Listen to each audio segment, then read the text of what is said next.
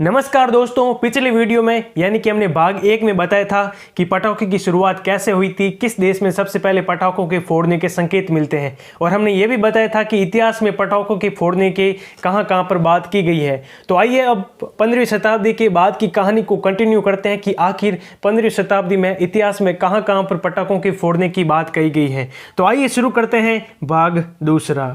1953 में इतिहासकार पीके गौड़ अपनी किताब the history of fireworkers in India between AD 1400 and 1900 के टाइटल से एक किताब लिखी थी। यह किताब भारतीय इतिहास में आतिशबाजी और पटाखों के दिलचस्प इतिहास का एक दुर्लभ दस्तावेज है। वे बताते हैं कि पटाखे सिर्फ दीपावली के अवसर पर ही नहीं फोड़े जाते थे, बल्कि लोग पटाखे शादियों और बारात का स्वागत करने के लिए भी पटाखे फोड़ते थे और त्योहारों पर भी आतिशबाजी की जाती थी। आगे पीके गौड़ अपनी किताब में बताते हैं कि 1518 में गुजरात में एक ब्राह्मण परिवार की शादी में जोरदार आतिशबाजी की गई थी और यह उस दौर में पटाखों के होने का एक बड़ा सबूत था। इसके अलावा लोग पटाखों का इस्तेमाल हाथी जैसे बड़े जानवरों को ट्रेनिंग देने में किया करते थे। और 17वीं शताब्दी में दिल्ली और आगरा की यात्रा पर आए फ्रांसीसी यात्री फ्रैंकोसिस बर्नियर अपने आश्चर्य को कुछ इन शब्दों में व्यक्त करते हैं। लड़ते हुए जानवर केवल उन पटाखों की आवाज़ के जरिए ही अलग किए जा सकते थे। इसके लिए उनके पास बम का धमाका या आतिशबाजी की जाती थी। इसका कारण था कि वे स्वभाव से थोड़े डरपोक होते थे और उन्हें आग से डर भी लगता था।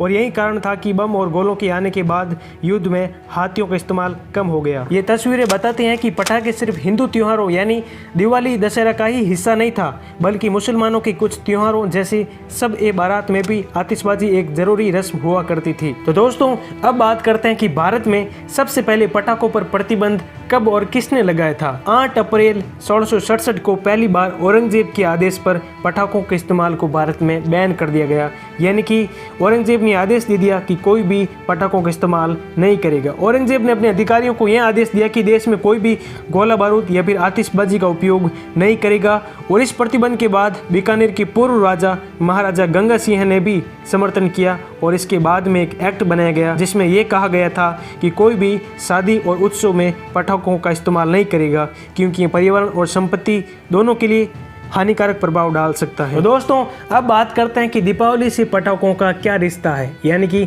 हर बार दीपावली आती है तो लोग हर बार पटाखे जलाते हैं। इसका कारण क्या है? देखो दोस्तों, दीपावली जैसे त्यौहार से पटाखा या फिर आतिशबाजी का कोई रिश्ता नहीं है, क्योंकि दीपावली वैसे हिंदू धर्म का ठीक वैसे ही त्यौहार है जैसे कि महाशिवरात्रि या फिर दूसरे त्यौहार। और शास्त्रों में लिखा गया है कि इस दिन समुद्र मंथन के दौरान माता लक्ष्मी का प्राकट्य हुआ था। यानी कि माता लक्ष्मी समुद्र मंथन से निकली थी और उन्हीं को खुश करने के लिए और उन्हें आमंत्रित करने के लिए दीपावली पर विधिवत पूजा और हवन किया जाता है। और कथाओं के अनुसार 5000 साल पहले भगवान श्री राम ने लंका में रावण का वध करके उसी दिन वापस आए थे और उनके स्वागत में लोगों ने घी के दीपक जलाए थे।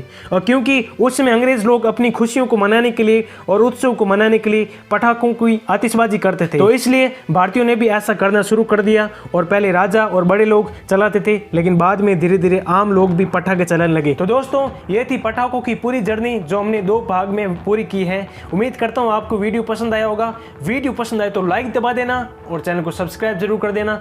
मिलते हैं अगले वीडियो में। धन्यवाद।